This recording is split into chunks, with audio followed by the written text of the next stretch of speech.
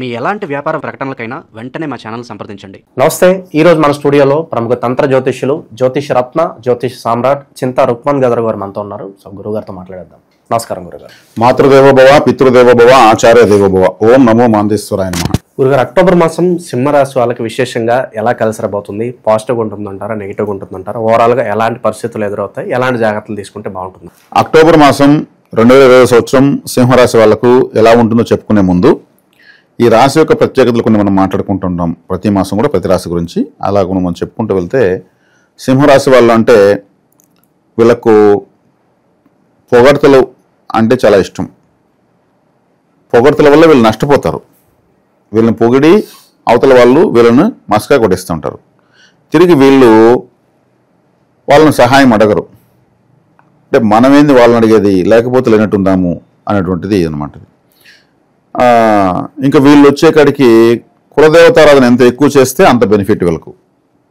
కులదేవతారాధన, పితృదేవతారాధన, ఇది మఖా నక్షత్రంతో ప్రారంభమయ్యే రాశి అన్నమాట. ఇది మఖా నక్షత్రం అంటే పితృ నక్షత్రం కాబట్టి ఈ మఖా నక్షత్రంలో పుట్టిన వాళ్ళు, ఈ సింహరాశిలో పుట్టి మఖా నక్షత్రంలో పుట్టిన అంతకుముందు జన్మలో కూడా అదే కుటుంబానికి చెందిన వ్యక్తిగా ఉంటారు. పితృ నక్షత్రం కాబట్టి అంటూ ఉంటారు, మా పెద్దమ్మ పుట్టింది, మా అవ్వ పుట్టింది, మా నాన్నే, మా పెద్దనాన్నే, మా తాతయ్య అంటూ ఉంటారు. వాళ్ళు అదే విధమైన క్వాలిటీ ఇస్తూ ఉంటారు అనమాట. కాబట్టి ఇది పితృ రాశి అని కూడా చెప్పొచ్చు. కాబట్టి వీళ్ళు పితృపరిహారాలు కంపల్సరీ చేసుకోవాలి, కులదేవత ఆరాధన చేయాలి, నీటి దానము అన్నదానం ఎక్కువ చేయాలి. అంటే చలివేంద్రం ఎక్కువ పెట్టాలి, ఎక్కువ చలివేంద్రాలు పెట్టాలి. కాశీ, అయోధ్య లాంటి క్షేత్రాలకు ఆన్లైన్లో కూడా అన్నదానం డబ్బులు కడతా ఉంటే వీళ్ళకి మళ్ళీ డబ్బులు వస్తూ ఉంటుంది. ఇది ఒక సీక్రెట్.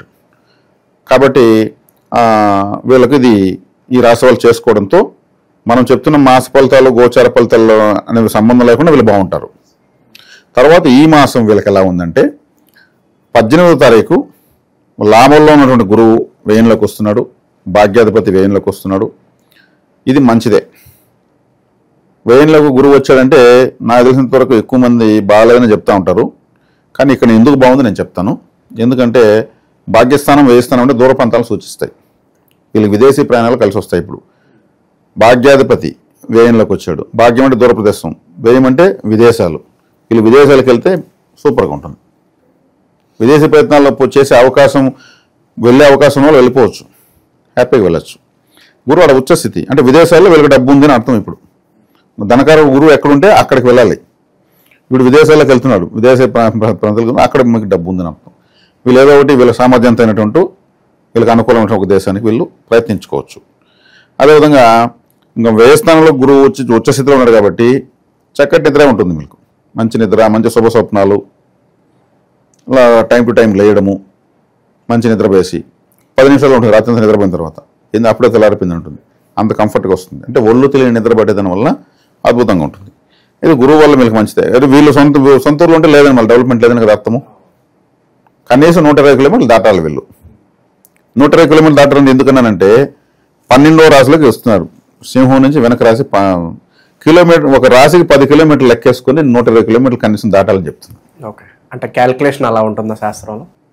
అప్పుడు వీళ్ళకు గ్రోత్ వస్తుంది, కొత్త అవకాశాలు పుడతాయి, కొత్త పరిచయాలు పెరుగుతాయి, కొత్త నాలెడ్జ్ వస్తుంది. కాబట్టి 12వ స్థానం దూరప్రదేశం తెలియజేస్తుంది. కాబట్టి గురువు యొక్క అనుగ్రహాన్ని అలా పొందొచ్చు. ఇక రాశ్యాధిపతి జనరల్గానే పలు గ్రహాలతో తిరుగుతూ ఉంటాడు. ఆయన స్థిరత్వం లేనటువంటి గ్రహం కాబట్టి మనం ప్రధాన గ్రహాలు తీసుకుంటున్నాం. కాబట్టి రవిగ్రహం తీసుకుంటే వీళ్ళకు 2, 3 స్థానాలపైన సంచారం ఉంది. అంటే రాశ్యాధిపతి ఎప్పుడైతే 3వ ఇంట్లోకి వెళ్తాడో, కమ్యూనికేషన్స్ అనేటువంటి ప్లేస్లోకి వెళ్తాడో, అక్కడ బుధుడు కూడా అక్కడే ఉంటాడు. కాబట్టి బుధుడు ఎత్తుకుంటే కమ్యూనికేషన్ ప్లానెట్ బుధుడే. ఏదైనా సమాచార శాఖ, ఈ ప్రింటింగ్ ప్రెస్లు, ఆడిటింగు, ఈ అర్జీలు రాయడము, కోర్టు దగ్గర టైపింగ్ కొట్టడము, ఇవంతా బుధుడే. బుక్ స్టాలు, లైబ్రరీ, ఇవంతా అంతా సమాచారమే. న్యూస్ ఛానల్స్ ఇంత సమాచారమే. కాబట్టి సహకారము అనే ప్లేస్లోకి వెళ్తుంది. కాబట్టి ఇతనికి, ఈ రాశి వాళ్ళకు ఈ నెల సహకారాలు ఎక్కువ పెరుగుతాయి. ఆ వృత్తుల్లో ఉండే వాళ్ళకి కూడా బాగుంటుంది అంటారు. ఏ వృత్తిలోనే ఉన్నాయి, వీళ్ళకు కావాల్సినటువంటి సహకారం ఉంటుంది. ఇప్పుడు వ్యవసాయదారులు అనుకోండి, వాళ్ళ పంటకు ఏదైనా చీడపిల్లలు వచ్చాయి, టైంకి సైంటిస్ట్ దొరుకుతాడు, ఈ మందు కొట్టుకోవయా, ఇంకొక రోజు లేట్ చేస్తే నీ పంట పోతుంది అంటారు. ఆ సహకారం, కమ్యూనికేషన్ రావాలి కదా. అంటే ఆయా రంగాల్లో ఉన్న వాళ్ళకి కావాల్సిన కమ్యూనికేషన్ సెట్ అవుతుంది. కమ్యూనికేషన్ లేకపోతే ప్రపంచం లేదు. 1 month ఒక 1 hour కమ్యూనికేషన్ ఆగింది అనుకోండి, ప్రపంచం నష్టాన్ని ఎవరు అంచనా వేయలేరు. అటువంటి కమ్యూనికేషన్ వీళ్ళకి వస్తూ ఉంది ఇప్పుడు. ఎందుకంటే రాష్ట్రాధిపతి 3వ ఇంట్లో ఉండి అక్కడ దానికి సంబంధించిన గ్రహం అక్కడే ఉంది కాబట్టి. ద్వితీయాధిపతి తృతీయంలో ఉన్నాడు, రాష్ట్రాధిపతి తృతీయంలో ఉన్నాడు, అది మంచిది. రాష్ట్రాధిపతి ద్వితీయాధిపతి కలిసి 3వ ఇంట్లో ఉండడము మంచి ప్రోత్సాహకాలు ఉంటాయి, ఇతరుల కోఆపరేషన్ బాగుంటుంది. మనం ఒక వ్యక్తి దగ్గర వెళ్తే ఆ సమయానికి ఆ వ్యక్తి లేడు అంటే ఇంపార్టెంట్ వ్యక్తి, మనకు చాలా ఇబ్బంది పడతాం. నేను లేనప్పుడు ఎందుకు వచ్చా, ముందుగా ఫోన్ చేయలేదు కదా అతను అంటాడు. సమాచార లోపం, అటువంటి సమాచార లోపం లేకుండా ఉంది ఈ మాసం. ఇక 4వ ఇంట్లోకి కుజుడు వస్తున్నాడు, స్వస్థానంలో కుజుడు వస్తున్నాడు. భూ సంబంధ వ్యాపారాలు, ధైర్య స్థైర్యాలకు సంబంధించినటువంటివి, ఆర్మీ రిక్రూట్మెంట్కి, పోలీస్ సెలక్షన్కి, ఇటువంటి వాటికి బాగుంది. చేపల చెరువులు, తర్వాత వ్యవసాయాలు, వాటర్ ట్యాంకులు, మినరల్ వాటర్ పెట్టేటువంటి వాళ్ళు, చెరువులు వేలమెత్తే వాళ్ళు, కొబ్బరి తోటలు వేలమెత్తే వాళ్ళు, జల సంబంధమైన వ్యాపారాలు, ఇవన్నీ కూడా అద్భుతంగా ఉంటాయి. ఈ రాశికి ఇతను భాగ్యాధిపతి చతుర్థాధిపతి కుజుడు ఆ రాశిలోకి చివరిలోకి వెళ్తున్నాడు. ఈ మాసం చివరిలో కుజుడు 3వ ఇంట్లో నుంచి పోతున్నాడు. 3వ ఇంట్లో ఉన్నా మంచిదే, 4వ ఇంట్లో మంచిదే. అర్ధాష్టమ కుజుడు అంతా ఆయనకు స్వస్థానం కాబట్టి చక్కగా ఉంటుంది. కాబట్టి ఈ రాశి వాళ్ళు ఈ సమాచారం అంటే ఏమి, ఇది కూడా సమాచారమే. ఎంత టైం ఎంత అవుతుంది, టైమే తెలియదే అంటారు, ఈ సమాచారం. కాబట్టి మంచి వాచ్ కట్టుకోవచ్చు వీళ్ళు, మంచి కాస్ట్లీ వాచ్ కట్టాల. ముండ్లు ఉన్నదే, డిజిటల్ వాచ్ కాదు. వీళ్ళు వచ్చిన జన్మంలో కేతు ఉన్నాడు, ఒక వైరాగ్యంతో ఉంటారు. సప్తమంలో రాహు ఉన్నాడు, అదొకటి మైనస్. ఇప్పుడు జరిగినటువంటి గ్రహణం వీళ్ళకు 100% వ్యతిరేక ఫలితాన్ని ఇస్తుంది. ఇప్పుడు నేను చెప్పినవన్నీ అనుకూలతలు. ఈ గ్రహణం అనేది గత మాసంలో జరిగింది, వ్యతిరేక ఫలితాలు ఇస్తూ ఉంది. గ్రహణ ప్రభావం ఎక్కువగా కర్కాటక రాశి, సింహరాశి వాళ్ళకి ఎక్కువ ఉంటుంది. ఆ రాశికి సంబంధించిన రాష్ట్రాధిపతులకి గ్రహణం వస్తుంది. మరీ ముఖ్యంగా సింహరాశిని తీవ్రంగా బాధిస్తుంది. అందున రాహుగ్రస్త చంద్రగ్రహణము, వ్యయాధిపతికి సప్తమంలో రాహుగ్రహస్థ చంద్రగ్రహణం కాబట్టి దేహ అనారోగ్యం చేసేదానికి, లేదు ఇంకేదైనా ఇతరత్ర దుర్వ్యయాలు జరగడానికి, లేదు ఇంకేదైనా నిందల పాలు కావడానికి, లేదు ఇంకేదైనా చెడు వ్యసనాలు ఇటువంటివన్నీ వచ్చేస్తాయి ఇంకా గ్రహణం జరిగిన మూలకొని రాబోయే సంవత్సర కాలంలో. కాబట్టి దీనికి ఏం చేయాలంటే తెల్లటి బియ్యము, నల్లటి నువ్వులు, మినుములు పొట్టుండేది, ఈ 3 కేజీలు తెల్ల వస్త్రంలో తెల్లటి బియ్యము, నల్ల వస్త్రంలో నల్ల నువ్వులు, మినుములు సిమెంట్ కలర్ క్లాత్లో కట్టి 3 కవర్లలో పెట్టుకుని రూపాయి బిళ్ళ 11 రూపాయి బిళ్ళ వేసుకుని 4 నిమ్మకాయలు, 4 విభూది పండ్లు, పసుపు కుంకుమ, ఆకు వక్కలు చక్కగా భిక్షగాళ్లకు యాచకులకు ఇవ్వచ్చేయచ్చు. లేదా నవగ్రహ మండపంలో పెట్టేసి ఇంటికి వెళ్ళి తలస్నానం చేసేయాలి. దీనివల్ల రాబోయే నిందలు, లేదా కష్టాలు, నష్టాలు, అనారోగ్యం ఇవన్నీ కంట్రోల్ అవుతాయి. ఇది చేసుకోకపోతే వాటిని ఫేస్ చేయాల్సి వస్తుంది.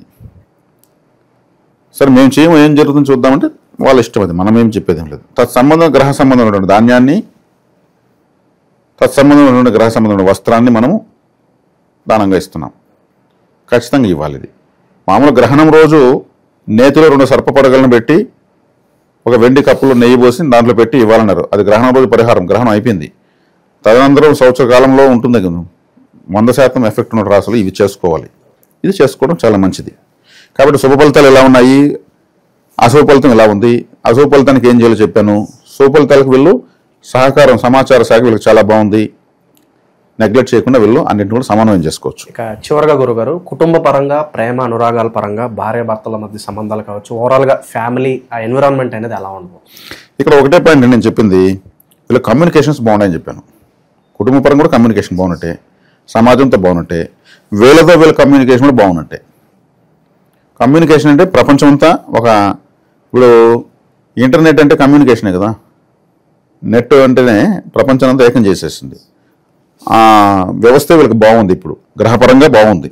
కాబట్టి అన్ని వర్గాల నుంచి వీళ్ళకు సహకారం బాగుంది కాబట్టి మంచి ఫలితాలే ఉంటాయంటున్నా. ఓకే, ఇక గురుగారు నక్షత్రాల గురించి మాట్లాడుకుందాం. సో వీళ్ళ పరిస్థితి ఏంటి? నక్షత్రాల గురించి మాట్లాడుకుంటే మకా నక్షత్రము, పుబ్బ, ఉత్తర 3 నక్షత్రాలతో ఈ రాశి ఉంటుంది. కాబట్టి ఇక్కడ మకా నక్షత్రము అంటే మనకు దీపావళికి, కొన్ని ప్రాంతాల్లో సంక్రాంతికి చేస్తూ ఉంటారు, అత్తి రసాలు అని చేస్తుంటారు. మన రాయలసీమ ప్రాంతంలో కజ్జాలు అంటారు, బెల్లంతో చేసేటువంటి అత్తి రసాలు. ఈ మకా నక్షత్రం అంటే అత్తిరసాలు, అతిరసము అంటారు, అతిరసాలు అంటారు. అది మకా నక్షత్రం సూచిస్తుంది. అదేవిధంగా మసాలా వేసినటువంటి పెరుగన్నం పొబ్బా నక్షత్రం అంటే మళ్ళా మనకు నములుతూ ఉంటే పెరుగన్నం బదులు ఇవే టేస్ట్ పెరుగుతూ ఉంటాయి మధ్యలో. ఏది ఈ జీలకర్ర, మిరియాలు, శనగపప్పు మసాలా పెట్టినటువంటి పెరుగన్నము పొబ్బా నక్షత్రం సూచిస్తుంది. అదేవిధంగా పెరుగన్నం అని చెప్పచ్చు. ఉత్తర నక్షత్రం అంటే రేగుపండ్లు, పులిహోర ఇది సూచిస్తుంది. కాబట్టి మకా నక్షత్రం వాళ్ళు సంపత్తార పొబ్బా నక్షత్రం సంబంధించినటువంటి పెరుగన్నము, అది మసాలా వేసినటువంటి పెరుగన్నం, మామూలు పెరుగన్నం కాదు, మసాలా వేసినటువంటి మనకు మజ్జిగ పులుసు అని ఒకటి వేస్తూ ఉంటారు భోజనంలో, అది మసాలాతో ఉన్నటువంటి మజ్జిగ అనమాట. అది ఎల్లో కలర్లో ఉంటుంది. దాంతో చేసినటువంటి అన్నము దాంట్లో వీళ్ళు ఫేవరెట్గా తీసుకోవచ్చు. పొబ్బా నక్షత్రం వాళ్ళు రేగుపండ్లు అదేవిధంగా పులిహోర తీసుకోవచ్చు.